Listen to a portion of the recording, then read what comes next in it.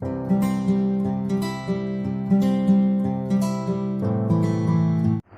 Friends, welcome back to my channel Deep classes, जिसमें हमारा आज का टॉपिक है सार्वभौम व्याकरण, भाषाई दक्षता और भाषा व्यवहार, अनुशासन, अनुबंध, सिद्धांत। आज हम इन तीनों टॉपिक्स के बारे में जानेंगे। लेकिन हमारा आज का वीडियो स्टार्ट करने से पहले अगर आप हमारे चैनल पर नए हैं या आपने अभी तक हमारे चैनल को सब्सक्राइब नहीं किया है तो इसे सब्सक्राइब कर लें, जिससे हमारे आने वाले वीडियो के सभी नोटिफिकेशंस आप तक पहुंच सके। तो चलिए बिना किसी देरी किए हम अपना आज का टॉपिक स्टार्ट करते हैं। सबसे पहले आते हैं सार्वभौम व्याकरण पर। संसार का प्रत्येक मानव भाषा का प्रयोग करता है। प्रत्येक भाषिक समुदाय में भाषा संप्रेषण के रूप में स्वनिम रूपिम की एक व्यवस्था दिखाई पड़ती है। भाषा व्यवहार तथा भाषा सीखने की प्रवृत्ति मानव का जन्मजात गुण है। अतः भाषा व्यवहार एक भाषा व्यवस्था के रूप में इसे सार्वभौम कहा जा सकता है। कारण प्रत्येक भाषा की आंतरिक संरचना के घटकों में कुछ समानता होती है। इस प्रकार मानसिक क्षमता को महत्व देते हुए चॉम्स्की ने वाक्य में सार्वभौम तत्व की बात कही। वे मानते हैं कि मनुष्य में भाषा सीखने की क्षमता सहजात या स्वाभाविक होती है। चॉम्स्की प्रत्येक व्यक्ति में भाषा के दो पक्ष मानते हैं, योग्यता एवं निष्पादन। व्यक्ति भाषिक योग्यता के आधार पर भाषा की प्रकृति के अनुकूल वाक्यों का निष्पादन करता है एवं दूसरे द्वारा प्रयुक्त वाक्यों को ग्रहण करता है। चॉम्स्की ने अपने सिद्धांत में मानव मस्तिष्क एवं बुद्धि को महत्व दिया है। अतः मानव मस्तिष्क की संरचना में सार्वभौम्यता के कारण उनकी भाषात्मक विश्लेषण प्रक्रिया को सार्वभौम व्याकरण अथवा सर्वभाषिक व्याकरण कहते हैं। इस व्याकरण में वाक्य विन्यास के नियमों की खोज के स्थान पर उन आधारों का अन्वेषण है जिनके द्वारा उन नियमों को अमूर्त स्तर पर विखंडित किया जा सकता है। सार्वभौम व्याकरण के नियम चूंकि विश्व की सभी भाषाओं में सापेक्ष हैं, इसलिए चॉम्स्की द्वारा दिए गए रूपांतरण प्रजनन नियम को सार्वभौम व्याकरण के रूप में जाना जाता है। चॉम्स्की ने भाषा को वाच्यों के समुच्चय के रूप में परिभाषित किया और वाक्य को व्याकरणिक विश्लेषण का प्रस्थान बिंदु बनाया। इस नई अमेरिकी विचारधारा में वाक्य से रूपिम तक की संपूर्ण व्याकरणिक संरचना को वाक्य विन्यास का अंग माना गया। वाक्य के विभिन्न घटकों के पारस्परिक संबंधों में अंतर करना आवश्यक नहीं समझा गया और रूप प्रक्रिया को वाक्य विन्यास में समाहित कर लिया गया। चॉम्स्की के रूपांतरण की धारणा का संबंध उसकी गहन संरचना और बाह्य संरचना की धारणा से है।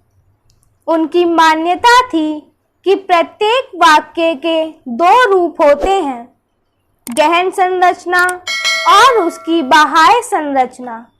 हर भाषा में वाक्यों की कुछ मूल संरचनाएं होती हैं और वाक्य विन्यास के नियम होते हैं, जिसके द्वारा बीज वाक्यों से अन्य वाक्यों को प्रजनित किया जाता है।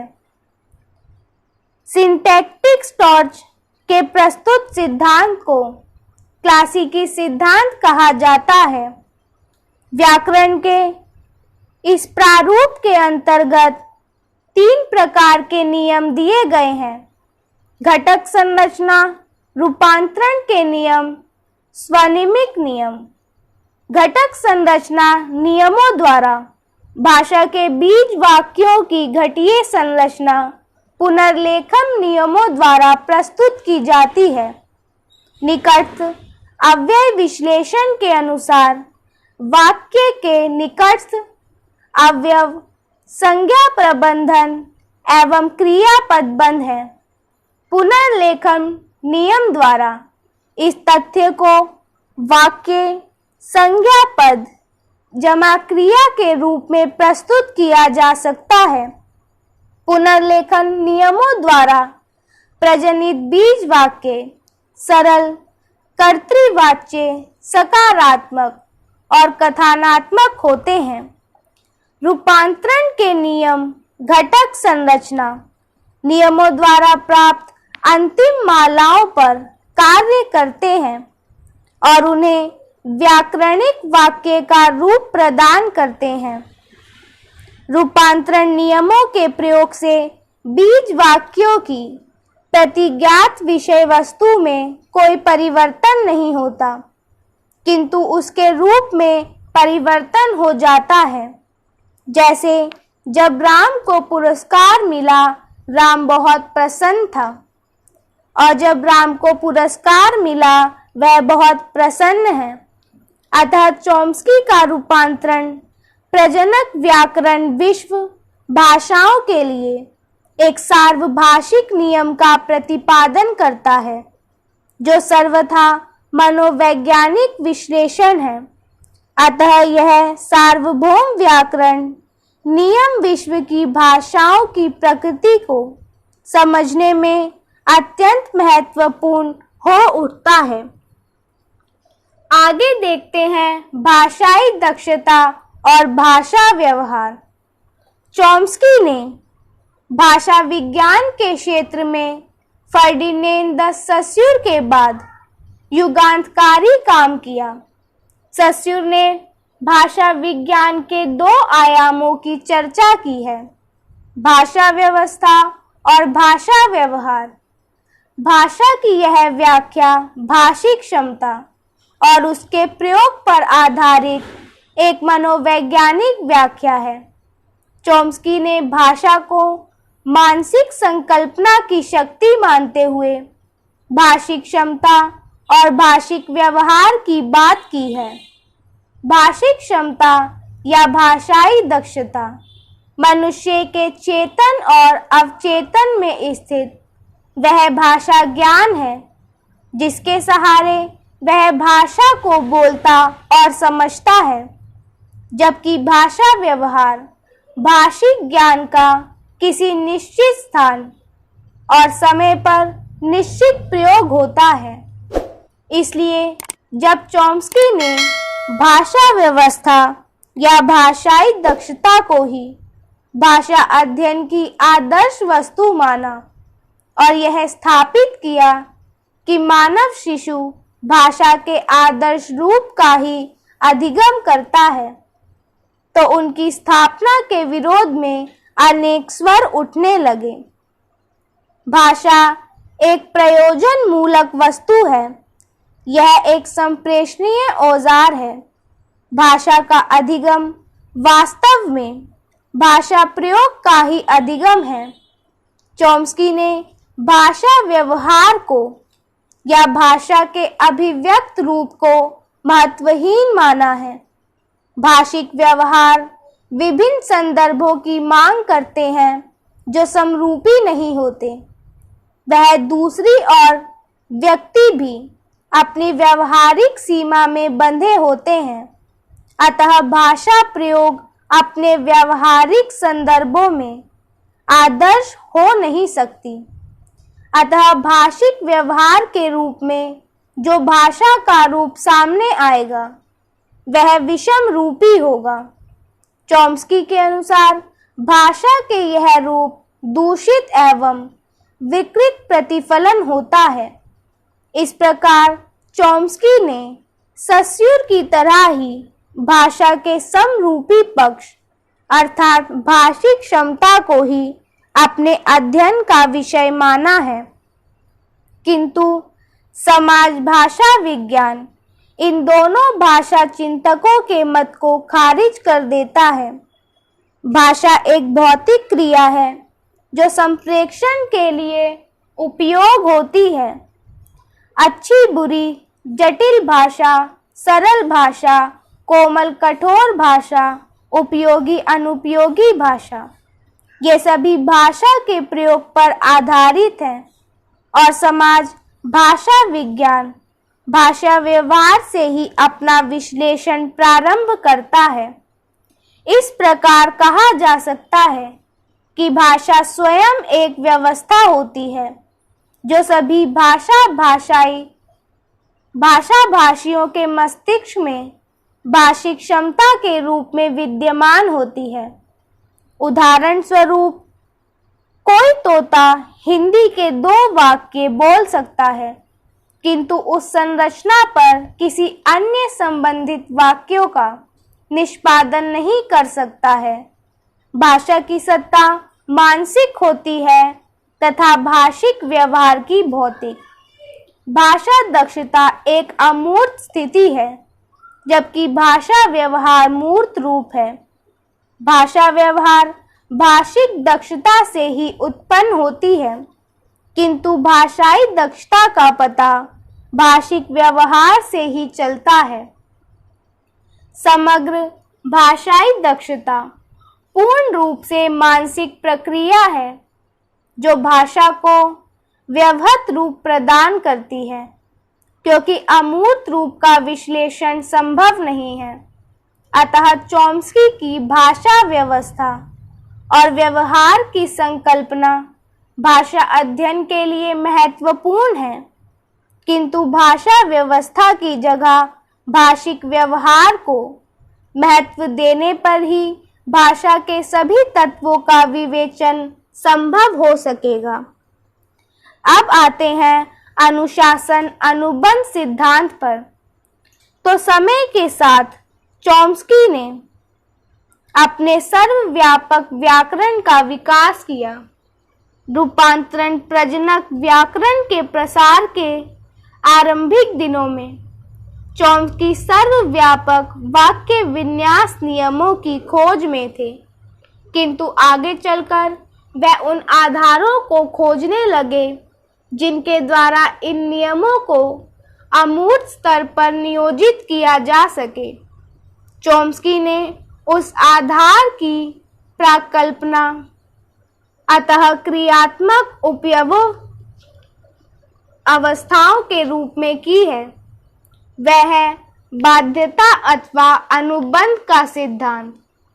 इसमें सर्वनाम, अन्वादेश, व्यक्तिवाचक संज्ञा, परवर्ती और पूर्वपद से उनके संबंध की चर्चा होगी।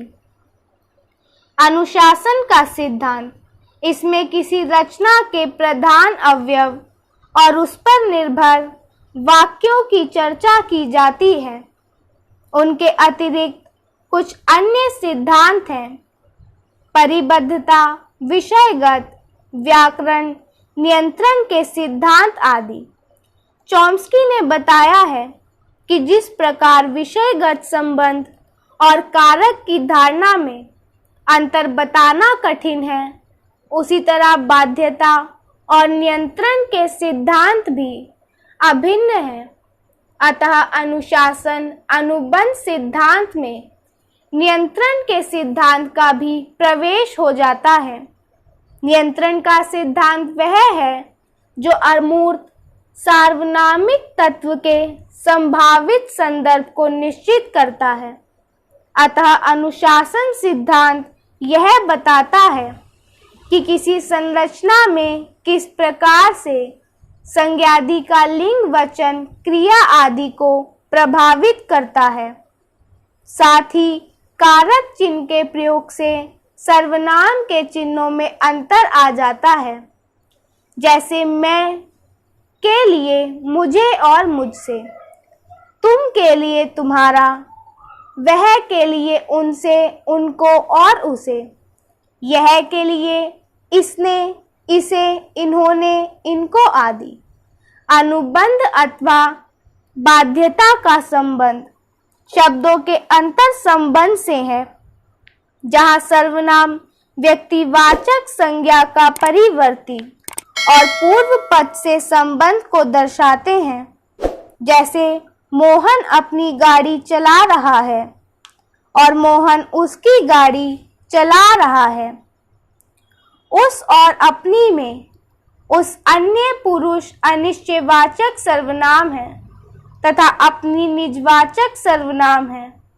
यहाँ उस का संबंध पूर्व पद से जोड़ना होगा, जो कि उपयुक्त वाक्य में उस का संबंध किसी अन्य संख्या से है।